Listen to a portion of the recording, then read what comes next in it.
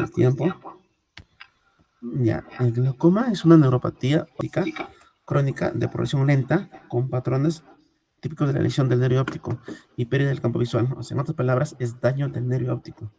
Normalmente todo esto debe ser fibras nerviosas, pero con el tiempo, cuando esto se va desgastando, la parte blanca se le llama excavación.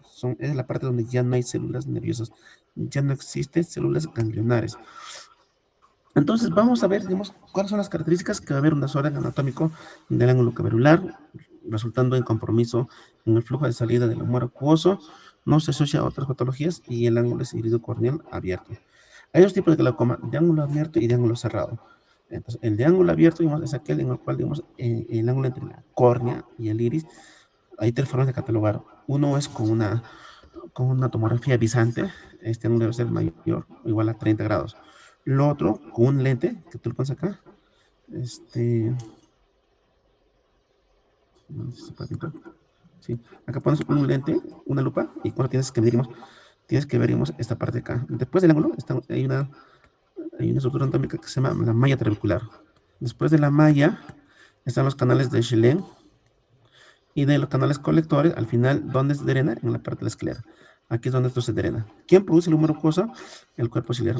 El cuerpo ciliar, en sus intercitaciones se produce acá, fluye de la cámara posterior hacia la cámara anterior por la pupila y acá es donde se drena.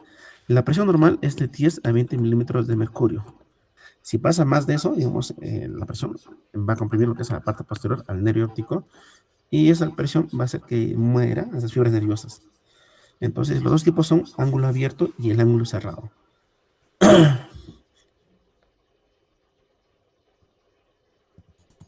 El 90% del glaucoma lo representa el glaucoma ángulo abierto.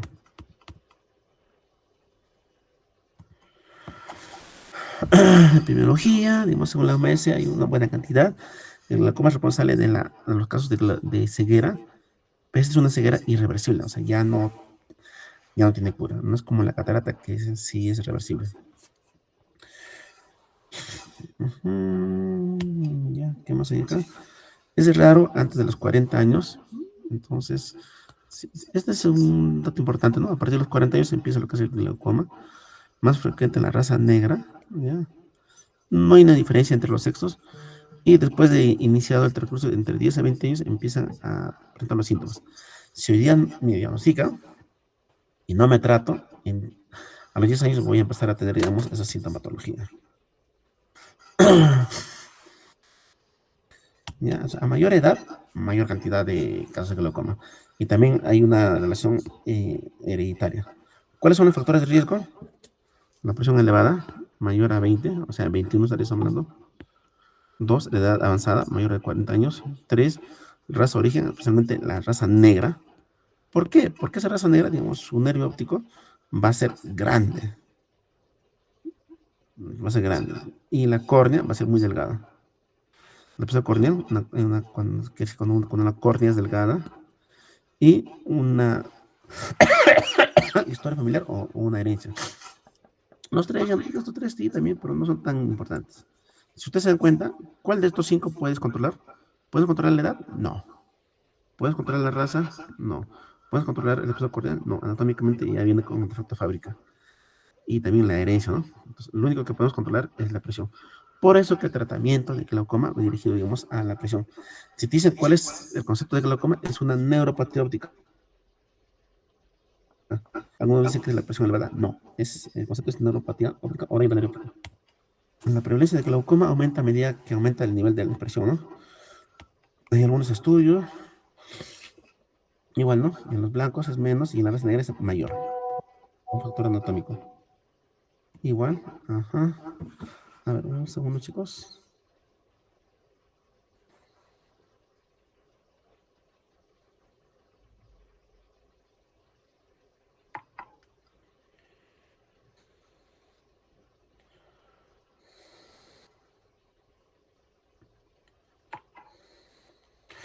Ya, la prevalencia es 3 a 4 veces mayor en americano por la raza negra.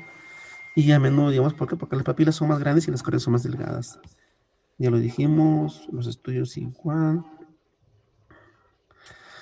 Si, digamos, si tienes un familiar con un familiar con glaucoma, entonces tienes un rango de 10 a 20%. Si tienes dos, esto aumenta la probabilidad de que tengas también lo que es el glaucoma. Si uno de sus familiares tiene glaucoma, entonces en teoría toda la familia, mayor de 40 años, tiene que hacerse el examen, un fondo de ojo y así descartar, ¿no? Igual si también la córnea delgada es un factor de riesgo. Entonces cuando digamos, bueno, no está tan clara, pero hace que, digamos, que acumule mucho líquido y hace que la presión, digamos, aumente acá, por eso. Y también hay una resistencia en la salida del humor acuoso, una alteración de la malla trabecular y también alguna relación al gen de la miocilina, que en este cuadro también se va, se va a ver, ¿no? Una teoría mecánica y una teoría vascular, una apoptosis de la muerte, acá en esa parte, y una pérdida de células ganglionares y un factor de necrosis que se va a causar. Igual es lo mismo, igual el mecanismo, por la presión. La clínica, como diagnóstico, le haces un fondo de ojo y vemos, todo esto debería ser el 100%. Todo debe ser de fibras nerviosas. Pero acá no, acá se ve que esta parte blanca se le llama la excavación. Normalmente, digamos, mm, eh, ¿cuánto representa esa fibra blanca del total? Acá más o menos es un 0,8 o un 80%. Acá no, 0,85 o un 80%. Este es un glaucoma. Se dice que es bilateral en ambos ojos, es insidioso, indoloro, no duele, asintomáticos a las etapas tardías. Dijimos que a partir de los 10 o 20 años recién empieza a presentar, digamos, este síntoma, que es la reducción del campo visual. Su visión va a ser central o tubular. No va a haber la periférica, la periferia. Se le puede hacer un campo visual, se ha visto en la lámpara hendidura, pone su mentón y se le indica al paciente que cada vez que salga una luz, un puntito,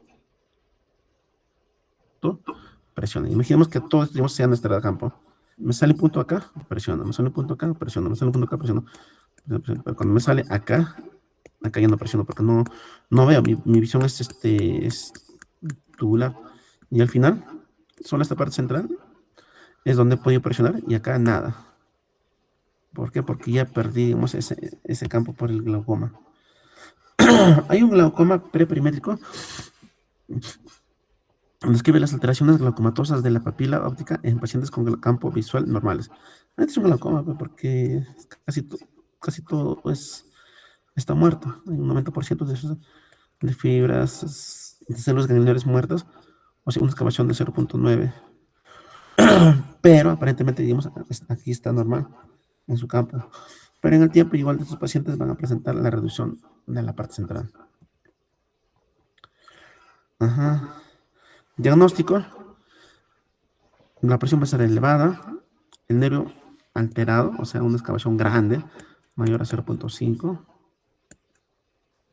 Campo visual alterado, como se puede ver acá, que solo tengo pequeñas zonas donde puedo ver. La parte negra es donde ya no se observa. Y es de ángulo abierto. También pues podemos ver en una tomografía. Vamos a ponerla. Normalmente, digamos, en la tomografía, las células ganglionares tienen que ser menor a 70. Hay un glaucoma de tensión normal. Quiere decir que estos pacientes van a tener un glaucoma, pero su presión va a ser normal. Cuando tú ves un signo de sangre es porque hay algo que está pasando. Probablemente hay una reducción del campo visual. Acá en la presión normal, pues su presión está normal. Los pacientes van a tener una tendencia familiar, predominantemente en ancianos, más frecuente en mujeres, y los defectos más localizados y cercanos al centro de la fijación. Representan el 30% de todos los glaucomas primario de ángulo abierto. ¿Por qué se dice primario? Porque en teoría estos pacientes no van a tener otra causa.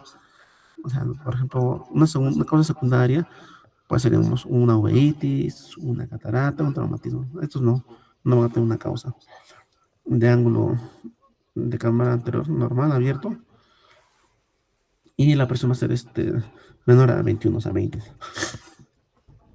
Criterios diagnósticos: su presión normal, pues va a haber un daño glaucomatoso y va a ser abierto. Entonces, este paciente su presión puede tener, no sé, 15, 16. Por eso que el diagnóstico es daño del nervio óptico. En ningún momento se menciona que es aumento de la presión. El tratamiento, como dijimos, de los 5 factores de riesgos, el único que podemos controlar es la presión. Por eso me dirigido lo que es a controlar la presión. El tratamiento, digamos, es obtener una presión adecuada entre 10 a 20, ¿ya? Controlamos la presión, el nervio óptico y el campo visual.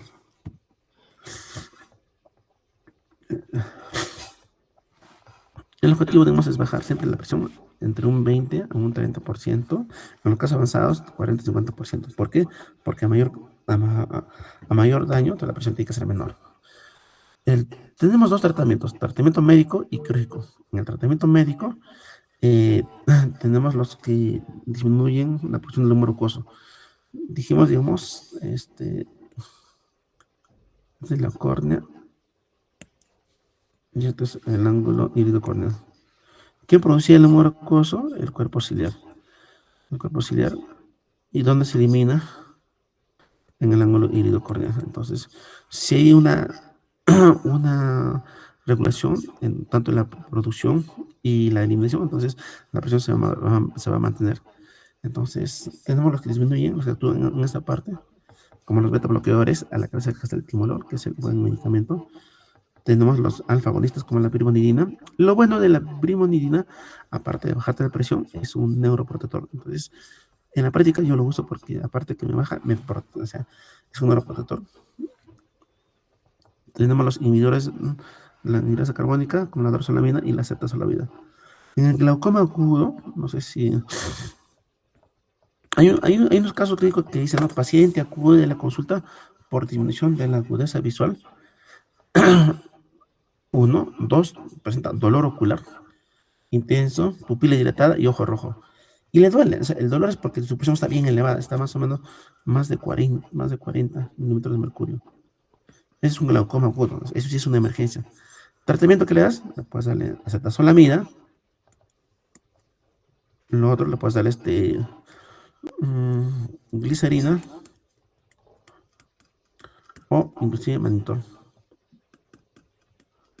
¿Ya? Hay otros que aumentan la salida en esa parte, la salida y el mixto. Si el paciente es un glaucoma de ángulo cerrado, entonces tu tratamiento no va a ser aquí, sino que va a ser aquí. Por eso dice que el medicamento ideal es el timolol. Hay un tratamiento quirúrgico. Podemos aplicar, digamos, la trabeculotomía láser selectiva, que hace, digamos, tú disparas y en la malla trabecular hace que esta malla se abra. O sea, ¿para qué? Para que haya mayor salida. Igual, ¿no? O el otro, el tratamiento quirúrgico, la trabeculotomía. Haces una incisión acá, como una válvula, o un implante valvular. ¿Para qué? Para que salga el humor acuoso.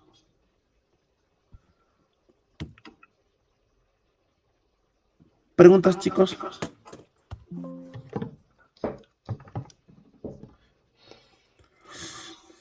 ¿Preguntas?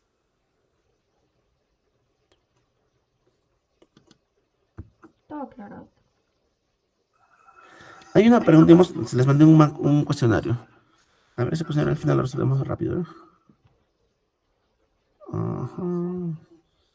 Este es más sencillo, el terigio. El terigio es la proliferación fibrovascular. La llamada carnosidad, que es un crecimiento benigno. Entonces, o es una membrana carnosa que crece en la conjuntiva, como se puede ver acá. ¿Ya? ¿Dónde crece más? En las zonas donde hay mayor radiación, la causa de la radiación UV. Entonces, ¿dónde hay más radiación? En la costa, en el Ecuador, ya sea por Tumbes, Piura, en la selva. Entonces, ahí es donde donde hay mayor cantidad de casos. Los síntomas: ojo rojo, ardor, picazón, sensación de arenilla, lagrimeo y visión borrosa. ¿Por qué viene el paciente a la consulta? Porque no tolera que el ojo esté rojo. Aparte de eso, hay mucho lagrimeo. Si vamos a la clasificación, tenemos, digamos, de primer grado, segundo, tercero, cuarto. Cuando no llega, esto se llama pineco, cuando no llega al limbo, Esto se llama pingécula. Cuando ya pasa el limbo, primer grado, más o menos es como acá divides en tres, ¿no? Así, ya. Primer grado, segundo grado, tercer grado cuando llega al centro. Cuando pasa el centro ya es cuarto grado.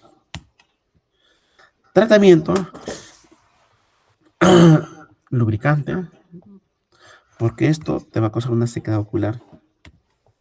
Antiinflamatorios, gotas, y cuando molesta mucho ya hacerle una cirugía. Eso no es un cáncer, es algo benigno.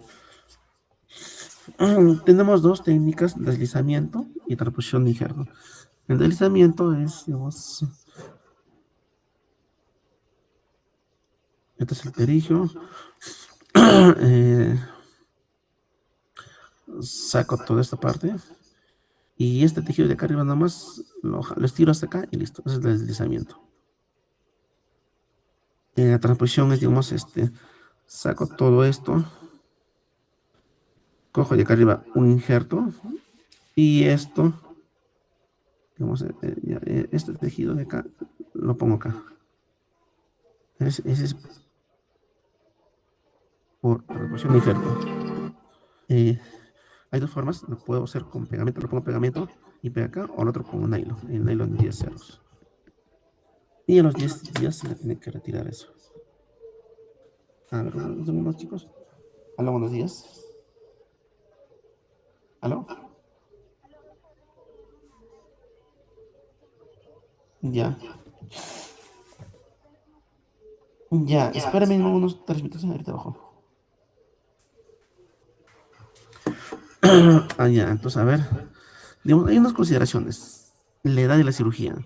¿A qué edad se debe operar? De preferencia a los de 30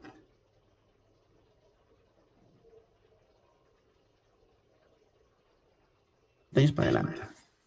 De que tienes que estar un promedio de 2 o 3 semanas fuera del sol y fuera del polvo, fuera de la oficina. ¿Por qué? Porque si se expone a esto, hace que se inflame y vuelva a crecer. Se le conoce como terigio recidivado. Y esto es más agresivo y más carnoso. ¿Exámenes de prequirúrgicos? Bueno, en el hospital sí, pero en la particular no, no es tan necesario. ¿Descanso médico? Sí, de 2 a 3 semanas. Retiro de puntos más o menos de los 8 a 10 días. Y cuando es recidivado, cuando crece, se le aplica la mitomicina para que no vuelva a crecer. ¿Se puede operar ambos ojos a la vez? Sí, en la particular sí. ¿Y de dónde saca el injerto? Sacamos el injerto de la parte superior e inferior. ¿Por qué? Porque son las zonas donde no está expuesto lo que es el tejido o la conjuntiva. Bueno, esto no va acá. Ya, acá, 20 años. Dijimos que no se opera 20 años. A menos que le moleste demasiado y hacerlo con mucho cuidado. 30 años, sí, se puede operar. 80 años también, porque le molesta. Una pingécula, en teoría no, pero si es una mujer, por cuestión estética, sí se puede operar. Pregunta, chicos.